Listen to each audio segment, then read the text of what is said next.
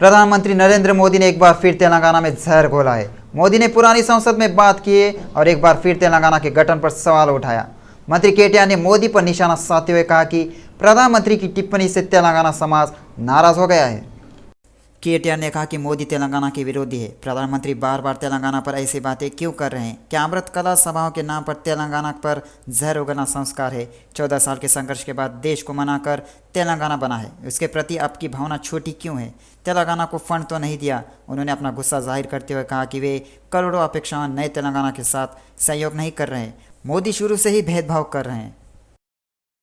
वित्त मंत्री हरीश राव ने लोगों से कांग्रेस नेताओं द्वारा दी गई फर्जी गारंटी पर विश्वास न करने का आह्वान किया है। उन्होंने केसीआर सरकार को एक बार फिर आशीर्वाद देने की लोगों से अपील की। उन्होंने मेदक जिले के शंकरमपेट का दौरा किया और गांव में बने 102 बेडरूम वाले घरों का उद्घाटन किया। बैठक में शामिल हुए मंत्री हरीश राव ने कांग्रेस की आलोचना की।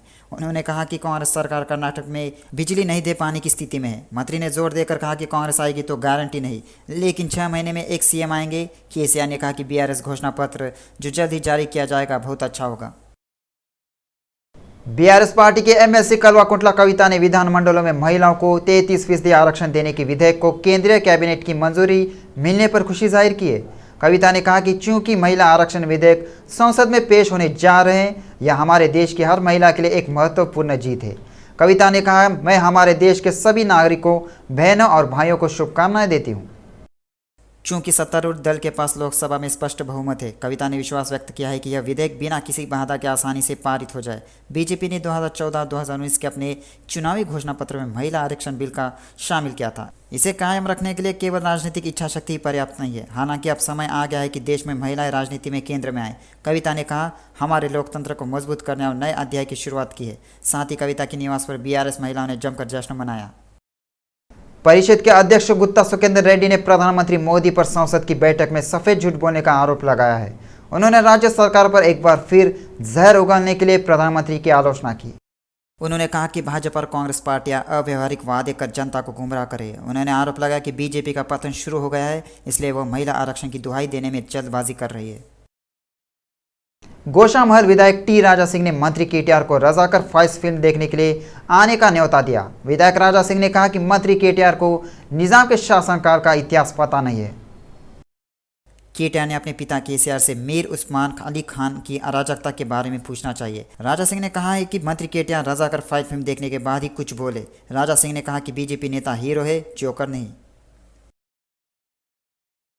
संगारेड्डी शहर के शिवाजी नगर और दासुगुड़ा तांडा में कांग्रेस नेता घर घर गए। सीडब्ल्यूसी सदस्य, एआईसीसी अध्यक्ष मल्लिकार्जुन खड़गे, सलाहकार गुरदीप सिंह सप्पल ने पीसीसी के कार्यकारी अध्यक्ष विधायक जग्गारेड्डी के साथ पदयात्रा की।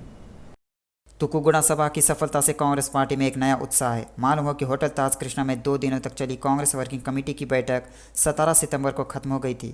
इसके साथ ही 18 सितंबर को 119 निर्वाचन क्षेत्रों में कांग्रेस वर्किंग कमेटी के सदस्य सोनिया द्वारा घोषित 6 गारंटी को लेकर अभियान चला रहा है। आश्वासन दिया गया है कि सत्ता में आने पर इन्हें लागू किया जाएगा। इस मौके पर कांग्रेस विधायक जग्गारेड्डी और अन्य लोग दौरा कर रहे हैं। गणेश नवरात्रि समारोह की पृष्ठभूमि में विसर्जन के लिए चिकलगुड़ा मैदान में अस्थायी कृत्रिम पुल स्थापित किए गए हैं। इनका निरीक्षण ग्रेटर हैदराबाद की डिप्टी मेयर मोते श्रीलता शोभा रेड्डी ने किया। उपमहापौर ने कहा कि जीएचएमसी ने विनायक विसर्जन उत्सव के दौरान एहतियाती कदम उठाए। इसके एक भाग के रूप में स्थायी विसर्जन पुल के साथ ग्रेटर सिटी के विभिन्न हिस्सों में लगभग 74 अस्थायी पुल स्थापित किए गए हैं। शहर के लोगों को इन विशेष कुंडों में गणेश विसर्जन में भाग लेने के लिए कहा गया। उन्होंने बताया कि मिट्टी के गणपति और पीओपी गणपति के लिए अलग अलग अस्थायी पुल बनाया गया है। सरकारी अधिकारियों ने लोगों से एक विशेष कुंड में गणेश विसर्जन करने के लिए लोगों को जागरूक करने और उनमें जागरूकता पैदा करने का आग्रह किया है। इस कार्यक्रम में सीताफल मंडी पार्षद कुमारी हेमा श्यामला, जीएचएमसी अधिकारी स्वच्छता डीवी माधवी, इंजीनियरिंग विभाग डीई प्रशांति, स्वच्छता पर्यवेक्षक धाना गौड़ और अन्य ने भाग लिया। केंद्रीय चुनाव आयोग 3 अक्टूबर से राज्य का दौरा करेगा। राज्य निर्वाचन आयोग के अधिकारी विकास राज्य ने कहा कि 3 दिवसीय दौरे के तहत विधानसभा चुनाव व्यवस्था की समीक्षा की जाएगी। पहले दिन केंद्रीय चुनाव आयोग के सदस्य उत्पाद शुल्क, आयकर, परिवहन और बैंक विभाग के अधिकारियों के साथ बैठक करेंगे। चुनाव में शराब, पैसा और अन्य उपहारों के वितरण पर अंकुश लगाने के लिए आवश्यक उपायों पर चर्चा की जाएगी। सीईसी टीम राष्ट्रीय और क्षेत्रीय दलों के साथ भी बैठक करेगी। दूसरे दिन वे पुलिस आयुक्तों के साथ बैठक करेंगे और जिलेवार चुनाव व्यवस्था की समीक्षा करेंगे। तीसरे दिन केंद्रीय चुनाव आयोग के मुख्य सचिव शांति कुमारी, डीजीपी अंजनी कुमार समेत अन्य आला अधिकारियों के साथ बैठक करेंगे। इसके अलावा स्वीप प्रदर्शनी का भी अवलोकन करेंगे और विभिन्न वर्ग के मतदाताओं से मतदान पर चर्चा करेंगे। मंत्री केटीआर ने सोशल मीडिया प्लेटफॉर्म पर जवाब दिया कि बीजेपी तेलंगाना में चुनाव के मद्देनजर नए कदम उठा रही है। उन्होंने कहा कि पश्चिम बंगाल चुनाव के दौरान कश्मीर फाइल्स फिल्म बनाने वाली बीजेपी सरकार ने कर्नाटक चुनाव में केरल की कहानी छोड़ दी और अब तेलंगाना चुनाव नज़दीक आने के बीच उन्होंने कहा कि रजाकार फाइल्स फिल्म मुसलमानों को टारगेट कर रही है। यह फिल्म याटा सत्यनारायण द्वारा निर्देशित और गुड्डूरू नारायण रेड्डी द्वारा निर्मित है। जब इस फिल्म का टीजर रिलीज हुआ तो यह विवादों का बाजार बन गया। अगर आप इस ट्रेलर को देखें तो इसमें 1948 में निज़ाम सरकार के पतन के बाद पुलिस कार्रवाई जैसी स्थिति को दिखाने की कोशिश की गई। इसमें मुसलमानों को दिखाने की कोशिश की गई है मुसलमान बड़े अपराध है। इस टीजर को देखने वाले नेटिजन्स, धार्मिक नेता और राजनीतिक दल के नेता इस फिल्म पर कड़ी आपत्ति व्यक्त कर रहे हैं। उन्होंने आलोचना की है कि यह फिल्म इतिहास की तोड़ मरोड़ कर बनाई गई है। मंत्री केटीआर ने सोशल मीडिया प्लेटफॉर्म पर कहा कि खुफिया जानकारी के मामले में दिवालिया हो चुके बीजेपी के जोकर अपनी स्वार्थी राजनीति के लिए तेलंगाना में सांप्रदायिक नफरत पैदा करने की पूरी कोशिश कर रहे हैं। आम आदमी पार्टी के प्रदेश संयोजक डॉक्टर सुधाकर ने कहा कि महिला बिल के लिए संघर्ष कर रही बीआरएस को प्रदेश की महिलाओं को प्राथमिकता देनी चाहिए। हैदराबाद के लिबर्टी स्थित आप कार्यालय में महिला शक्ति के नाम पर एक विशेष अनुभाग स्थापित किया गया है। इस मौके पर उन्होंने पार्टी में शामिल हुए कई लोगों को आमंत्रित किया। याद दिलाया गया कि हाल ही में घोषित बीआरएस की सूची में 7 महिलाओं को टिकट दिया गया है। सुधाकर ने कहा कि वह राज्य में आम आदमी पार्टी को मजबूत करने के लिए काम कर रहे हैं। सिकंदराबाद रेलवे स्टेशन के पुनर्विकास का काम तेजी से चल रहा है। अधिकारी आधुनिक सुविधाएं और तकनीक के साथ यात्रियों को बेहतर सुविधा प्रदान करने के लिए कदम उठा रहे हैं। अधिकारी लगभग 700 करोड़ रुपए के अनुमान के साथ अगले 40 वर्षों के लिए यात्रियों की ज़रूरत के अनुसार बुनियादी ढांचा प्रदान कर रहे हैं। उन्होंने कहा कि हवाई अड्डे की तर्ज पर पुनर्विकास कार्य जारी है। दक्षिण मध्य रेलवे विभाग ने खुलासा किया है कि रेलवे स्टेशन का काम तेजी से चल रहा है। आधुनिक स्पर्श से निर्मित एक नई इमारत अब से संसद के रूप में काम करेगी। केंद्र सरकार ने नवनिर्मित भवन को संसद भवन के रूप में अधिसूचित करते हुए गजट जारी कर दिया है। मालूम हो कि पुराने संसद भवन को सदस्य पहले ही अलविदा कह चुके हैं। संसद के विशेष सत्र शुरू हो गए हैं। सदन की कार्रवाई स्थगित होने के बाद सांसदों ने 96 साल पुराने संसद भवन को विदाई दी। आज से नए भवन में विधानसभा की गतिविधियां शुरू हो जाएंगी। लोकसभा 1:15 पर और राज्यसभा 2:15 पर शुरू होते हैं। एपी-टीडीपी नेताओं ने दिल्ली के राजघाट पर श्रद्धांजलि अर्पित की। पार्टी के राष्ट्रीय महासचिव नारा लोकेश ने टीडीपी सांसदों और पूर्व सांसदों के साथ महात्मा गांधी को श्रद्धांजलि दी। टीडीपी प्रमुख चंद्रबाबू ने अपनी गिरफ्तारी के विरोध में काले बिल्ले पहनकर मौन विरोध प्रदर्शन किया। टीडीपी नेताओं ने कहा कि एपी सीएम जगनमोहन रेड्डी की संविधान विरोधी गतिविधियों को राजघाट से लोगों के ध्यान में लाया जा रहा है। उन्होंने आरोप लगाया कि विपक्षी दलों पर अवैध मामले बनाकर परेशान किया जा रहा है। जगन ने केंद्र से भ्रष्टाचार और निरंकुश शासन के खिलाफ हस्तक्षेप करने की मांग की। उन्होंने मांग की है कि वाईसीपी सरकार को खत्म किया जाना चाहिए और एपी में राष्ट्रपति शासन लगाया जाना चाहिए। क्या कांग्रेस पार्टी जीतने वाले करके सत्ता में आएगी? कांग्रेस के पास देने के लिए कुछ है? मंत्री जगदीश रेड्डी ने विरोध करते हुए कहा कि विजय भरी सभा में कांग्रेस द्वारा दिए गए आश्वासन पर मंत्री ने सूर्यापेट में एक मीडिया कॉन्फ्रेंस की। कांग्रेस द्वारा दी गई सभी गारंटियों को फर्जी बताकर आलोचना की गई। उन्होंने कहा कि कांग्रेस के पास अपने वादे पूरे करने का कोई इतिहास नहीं है। कांग्रेस के शीर्ष नेताओं ने सत्ता के लिए राज्य के नेताओं द्वारा दी गई स्क्रिप्ट को पढ़ा। कांग्रेस ने वैसे भी सत्ता में आने के लिए सीएम केसीआर द्वारा शुरू की गई योजनाओं की नकल की है।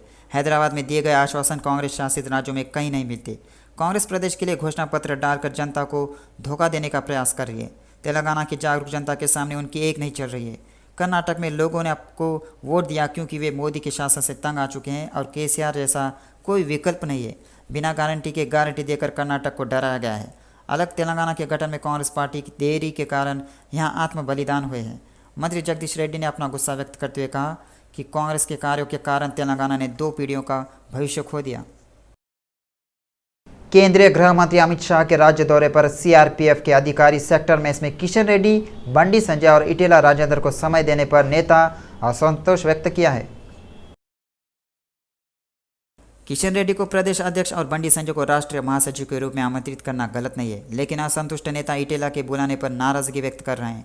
हाल ही में संगारेड्डी में मुलुगु से पूर्व चंदूलाल के बेटे पुलिमा मीडी राजू को बिना कोई जानकारी दिए पार्टी में शामिल कर लिया गया। बताया जाता है कि विशेष संसदीय बैठकों के बाद राष्ट्रीय नेतृत्व ने पार्टी के राजनीतिक हालत के साथ साथ नेताओं के व्यवहार पर भी स्पष्टीकरण देने का फैसला किया। हनुमंडला झांसी रेड्डी का कांग्रेस नेता राहुल गांधी से महिला आरक्षण बिल पर राय मांगने का वीडियो वायरल हो रहा है। कुछ महीने पहले जब राहुल गांधी अमेरिका दौरे पर गए थे तो राहुल गांधी ने एक सवाल का जवाब देते हुए उनसे महिला आरक्षण बिल पर अपनी राय मांगी थी। हम महिला आरक्षण विधेयक का पूर्ण समर्थन करते हैं, जिसमें स्पष्ट रूप से कहा गया है कि महिला राजनीति और व्यवसाय में भाग लेना चाहती है। उन्होंने कहा कि पहले सहयोगी दलों का समर्थन नहीं मिलने के कारण वे बिल पास नहीं कर पाते थे, लेकिन इस बार हमारी सरकार बनने के बाद हम बिल ज़रूर पास करेंगे। गौरतलब है कि जब केंद्र सरकार महिला आरक्षण बिल पास कराने की तैयारी कर रही है, तब हनुमंडला झांसी रेड्डी के सवाल पर राहुल गांधी की राय जाहिर करने का वीडियो वायरल हो रहा है। मालूम है कि हनुमंडला झांसी रेड्डी 3 महीने पहले राहुल गांधी के अमेरिका दौरे के बाद कांग्रेस पार्टी में शामिल हुए थे। यह लगभग तय है कि वह पालकुर्ती निर्वाचन क्षेत्र से चुनाव लड़ेंगी। टीपीसीसी के सदस्य के रूप में अपनी नियुक्ति के साथ झांसी रेड्डी ने हाल ही में आयोजित विजय भेरी सभा की ब्रांडिंग समिति के संयोजक के रूप में कार्य किया। विनायक चतुर्थी के अवसर पर खैरताबाद सिटी विजन कार्यालय में भव्य उत्सव का आयोजन किया गया।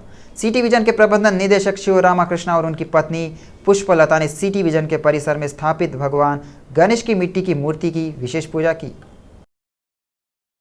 पूजा कार्यक्रम में सिटी विजन कार्यालय के कर्मचारी शामिल हुए। इस अवसर पर प्रबंध निदेशक शिव रामाकृष्णा और उनकी पत्नी पुष्पलता ने सभी को विनायक चविति की शुभकामनाएं दी। हम भगवान विघ्नेश्वर के आशीर्वाद से जीवन में सभी बाधाओं को दूर करने और खुशी और स्वास्थ्य के साथ विकास के पथ पर आगे बढ़ने की कामना करते हैं। कांग्रेस अभियान समिति के अध्यक्ष मधुयाशिका गौड़ ने चैतन्यपुरी में लोगों को तुक्कुगुड़ा जनसभा में सोनिया गांधी द्वारा जारी 6 वादों के घोषणा पत्र के बारे में बताया। कांग्रेस अभियान समिति के अध्यक्ष मधुयाशिका ने चंद्रबाबू नायडू की गिरफ्तारी के पीछे मोदी और केसीआर का हाथ होने का आरोप लगाया। उन्होंने कहा कि यह सच है कि आंध्र प्रदेश में जगन को जिताने के लिए केसीआर ने सैकड़ों करोड़ रुपए खर्च किए और यह उनकी साजिश थी, सिर्फ इसलिए क्योंकि चंद्रबाबू एनडीए सरकार के खिलाफ थे। उन्होंने कहा कि चंद्रबाबू पूर्व में एनडीए सरकार के खिलाफ थे, इसलिए उनके खिलाफ साजिश रची गई और उन्हें जेल में डाल दिया गया और वो उनकी गिरफ्तारी की कड़ी निंदा करते हैं। मधुयाशिकी ने सवाल किया कि चंद्रबाबू की गिरफ्तारी पर केसीआर प्रतिक्रिया क्यों नहीं दे रहे हैं। राज्यसभा सदस्य और कांग्रेस पार्टी के राष्ट्रीय नेता पीएल पुन्नया ने कहा कि तेलंगाना में अगली सरकार कांग्रेस की सरकार होगी। कुकटपल्ली के वरिष्ठ कांग्रेस नेताओं ने वेंगलराव के आवास पर आयोजित बैठक में विजय भेरी सभा में शुरू की गई योजनाओं के बारे में बताया। विजय भेरी सभा में उन्होंने कहा कि भविष्य में कांग्रेस सरकार जो योजनाएं देने जा रही है उन्हें सरकार बनने पर लागू किया जाएगा। उन्होंने कहा कि कांग्रेस पार्टी को दैनिक योजना के नाम पर लोगों को धोखा देने की आदत नहीं है। उन्होंने याद दिलाया कि कांग्रेस पार्टी पहले भी जनता से अपना वादा पूरा करने के लिए कई योजनाएं ला चुकी है। उन्होंने कहा कि कर्नाटक में हिमाचल प्रदेश में कांग्रेस की सरकार बनती ही जन कल्याण ही लक्ष्य होगा। राचकोंडा पुलिस आयुक्त डीएस चौहान ने विनायक मूर्तियों के विसर्जन की पृष्ठभूमि में एदुलाबाद लक्ष्मी नारायण तालाब का निरीक्षण किया। उन्होंने कहा कि विनायक प्रतिमाओं के विसर्जन के लिए 4 क्रेनें लगाई जाएंगी। उन्होंने कहा कि श्रद्धालुओं की सुविधा के लिए बायो टॉयलेट और बुनियादी उपचार केंद्र स्थापित किए जाएंगे। उन्होंने कहा कि गणेश विसर्जन के दौरान किसी भी अप्रिय घटना से बचने के लिए इंतजाम किए गए हैं और लोग शांतिपूर्ण माहौल में त्यौहार मनाएं। इस कार्यक्रम में पोचाराम, घटकेसर नगर पालिका अध्यक्ष, आयुक्त, स्थानीय